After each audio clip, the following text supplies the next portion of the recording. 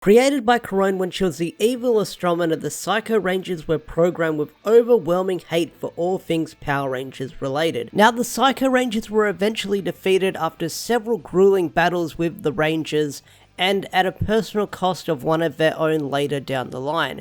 And in this video, we're going to go over the history of the Psycho Rangers and the impact they had on the series overall. So the Psycho Rangers first appeared in episode 31 of Power Rangers in Space called Rangers Gone Psycho, and these Psycho Rangers were freaking crazy.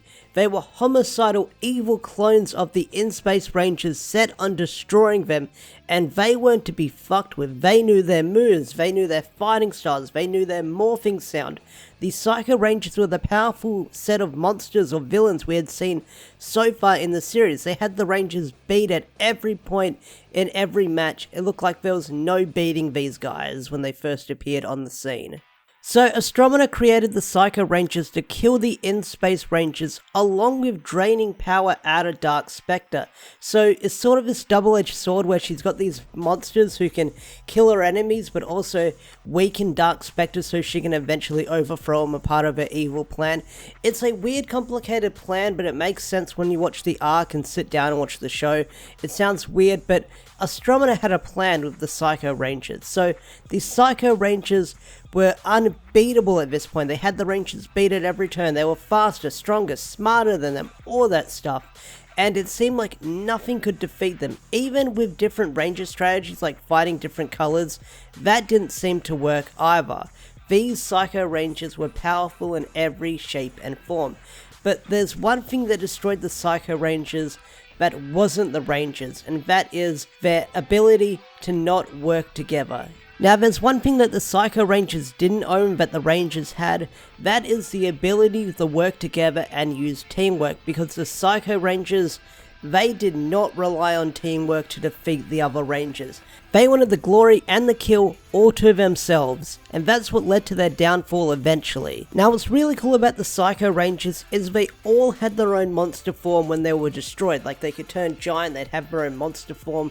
That was really cool about them as well. Not only that, they had their own weapons, just like the Rangers. But what's also really cool is the fact that Psycho Red, Psycho Black, and Psycho Yellow could take the form of humans. And that's going to be an interesting plot point or talking point in the video later on. We'll get to that in a couple of minutes. So after the Psychos were destroyed, they turned into ghosts and started haunting the Rangers. I don't know, because Sentai. So after that, they got trapped in data cards and they were never ever seen or heard of ever again. Until a year later in Power Rangers Lost Galaxy, where we get one of the coolest team-ups ever, to the 10th power. So in the team up to the 10th power, Deviant somehow gets his hands on the data cards containing the Psycho Rangers and revives them, leading into an awesome team up between Lost Galaxy and In Space, and it is awesome.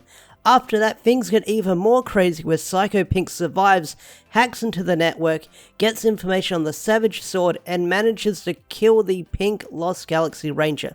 Well, she sacrifices herself for the greater good. But Psycho Pink is somewhat the first villain to successfully kill a Power Ranger, and that's pretty metal. Now, fast forward almost 2 decades later, and we see the origin of a brand new Psycho Ranger, Psycho Green. Now, I've done plenty of videos on Psycho Green before, so I'm not going to recap what I've talked about before, but I'll give you the gist of it.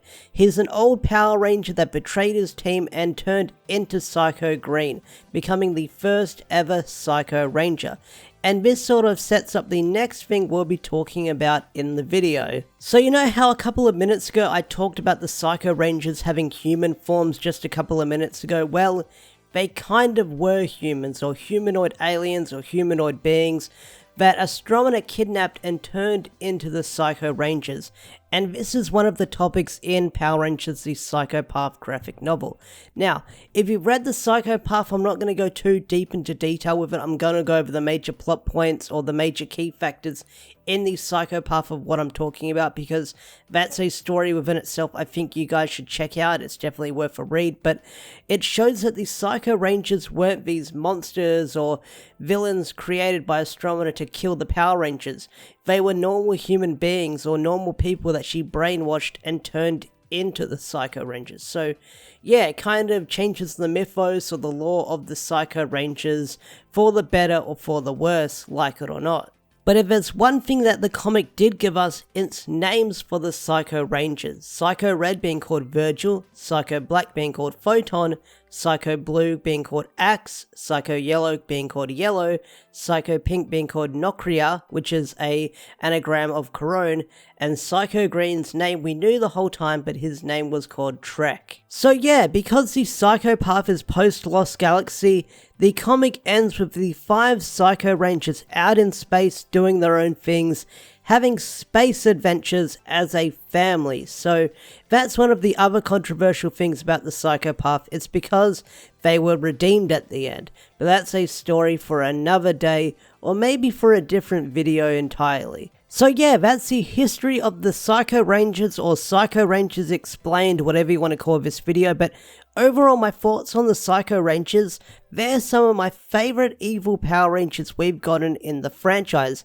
Nothing compares to the Psycho Rangers, and nothing has in the longest time. They're the greatest Power Ranger evil team we've gotten in the longest time. And the 6-part Psycho Ranger arc still holds up. Episodes like 5 of a Kind and Silence is Golden still holds up, some of being the best episodes of Power Rangers in space back in the day. And I think nothing really compares to the Psycho Ranger arc ever since we've gotten it. Anyway folks, that's going to wrap up the video talking about the Psycho Rangers and their history. Tell me what you guys think of the Psycho Rangers in the comments section down below. Do you think they're still some of the greatest Power Ranger villains we've ever gotten? Tell me in the comments section down below. I'd love to hear your thoughts. I'd love to hear your opinions. Anyway guys, that's going to wrap up the video for now. Thanks for watching. Like, comment, subscribe, all that good stuff. And I'll see you guys later. Peace out. Take care.